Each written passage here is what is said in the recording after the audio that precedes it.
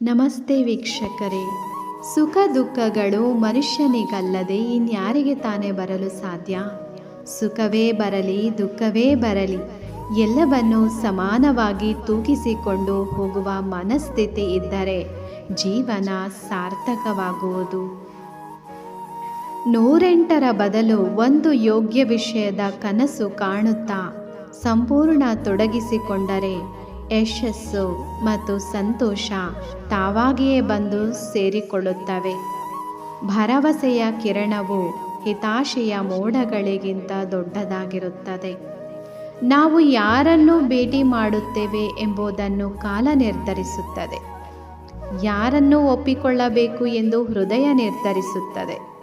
ಯಾರು ನಮ್ಮೊಂದಿಗೆ ಉಳಿಯುತ್ತಾರೆ ಎಂಬುದನ್ನು ನಡತೆ ನಿರ್ಧರಿಸುತ್ತದೆ. ನೇರವಾಗಿ ಮಾತನಾಡುವವರಿಗೆ ಶತ್ರುಗಳು ಜಾಸ್ತಿ, ಸುಳ್ಳು ಹೇಳುವವರಿಗೆ ಮಿತ್ರರು ಜಾಸ್ತಿ, ಸ್ವಾರ್ಥಕ್ಕಾಗಿ ಚಂದದ ಮಾತುಗಳನ್ನು ಆಡುವವರು ಜಾಸ್ತಿ, ನಿಸ್ವಾರ್ಥ ಮನಸ್ಸಿರುವವರಿಗೆ ನೋವು ಜಾಸ್ತಿ. ಯಾರನ್ನೂ ನಂಬಿ ಭೂಮಿಗೆ ಬಂದಿಲ್ಲ ಅಂದಮೇಲೆ ಯಾರನ್ನೂ ನಂಬಿ ಜೀವನ ನಡೆಸುವ ಅವಶ್ಯಕತೆ ಇಲ್ಲ. ನಮಗೆ ಬೆಲೆ ಕೊಡದೇ ಇರುವವರನ್ನು ಬಿಟ್ಟು ಬಿಡಬೇಕು. ಬೆಲೆ ಕೊಡುವವರನ್ನು ಬೆಟ್ಟದಷ್ಟು ಪ್ರೀತಿ ಮಾಡಬೇಕು.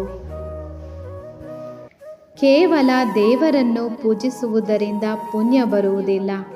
ಉತ್ತಮ ಬುದ್ಧಿ, ಉತ್ತಮ ಯೋಚನೆ, ಉತ್ತಮ ಕೆಲಸ, ಉತ್ತಮ ಮಾತುಗಳು, ಉತ್ತಮ ವರ್ತನೆ ಹಾಗೂ ಕರುಣೆ, ಅಹಿಂಸೆಯಿಂದ ಪುಣ್ಯ ದೊರೆಯುತ್ತದೆ. ಮುಂಬರುವ ಜನ್ಮಕ್ಕೆ ಈ ಜನ್ಮವೇ ಬುನಾದಿಯಾಗುವುದು.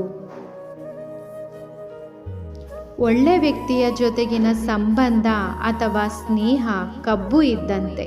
ಏಕೆಂದರೆ ಆ ಕಬ್ಬನ್ನು ಮುರಿದರು, ಪುಡಿ ಮಾಡಿದರು, ಹಿಂಡಿದರು, ಹೊಡೆದರು, ಅಷ್ಟೇ ಏಕೆ ತಿರುವಿದರೂ ಅದು ಎಂದಿಗೂ ಸಿಹಿಯನ್ನೇ ನೀಡುತ್ತದೆ. ಅಂಗಡಿಯಿಂದ ತಂದ ಮೂರ್ತಿ ಮುಂದೆ ಕುಳಿತು ಸಂಪತ್ತು ಬೇಡುವ ಮೂರ್ಖರೇ, ಬೇಡಿದ್ದು ಕೊಡುವ ಶಕ್ತಿ ಆ ಮೂರ್ತಿಗೆ ಇದ್ದರೆ ಅಂಗಡಿಯಾತ ಅದನ್ನೇಕೆ ಮಾರುತ್ತಿದ್ದ? ಕಾಗದ ಇಲ್ಲ, ಕಾನೂನು ಇಲ್ಲ, ಪುಸ್ತಕವೂ ಇಲ್ಲ, ಆದರೆ ಜಗತ್ತಿನ ಎಲ್ಲರ ಪಾಪ ಪುಣ್ಯದ ಲೆಕ್ಕಾಚಾರವೂ ಇರುತ್ತದೆ. ಬದುಕಿನಲ್ಲಿ ಬರೀ ಗೆಲುವೇ ಇದ್ದರೆ ನಾವು ಅಹಂಕಾರಿಗಳಾಗುವ ಸಾಧ್ಯತೆ ಇರುತ್ತದೆ. ಹಾಗಾಗಿ ಬದುಕಿನ ಇತಿಮಿತಿ ಅರಿಯಲು ಆಗಾಗ ಸೋಲುಗಳು ಕೂಡ ಎದುರಾಗಬೇಕು. ನಮಗಿಂತ ಮೇಲೆ ಇರುವವರನ್ನು ನೋಡಿ ದುಃಖ ಪಡುವ ಬದಲು ನಮಗಿಂತ ಕೆಳಗಿರುವವರನ್ನು ನೋಡಿ ದೇವರು ನಮ್ಮನ್ನು ಇಷ್ಟು ಚೆನ್ನಾಗಿ ಇಟ್ಟಿದ್ದಾನಲ್ಲ ಎಂದು ಖುಷಿ ಪಡಬೇಕು. ಆರೋಗ್ಯ, ನೆಮ್ಮದಿಗಿಂತ ದೊಡ್ಡ ಸಂಪತ್ತು ಯಾವುದೂ ಇಲ್ಲ.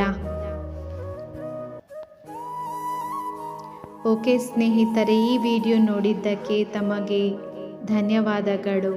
ಈ ವಿಡಿಯೋ ಇಷ್ಟವಾದಲ್ಲಿ ನೀವು ಲೈಕ್ ಮಾಡಿ, ಶೇರ್ ಮಾಡಿ. ಮತ್ತೊಂದು ವಿಡಿಯೋನಲ್ಲಿ ಸಿಗೋಣ. ನಮಸ್ತೆ.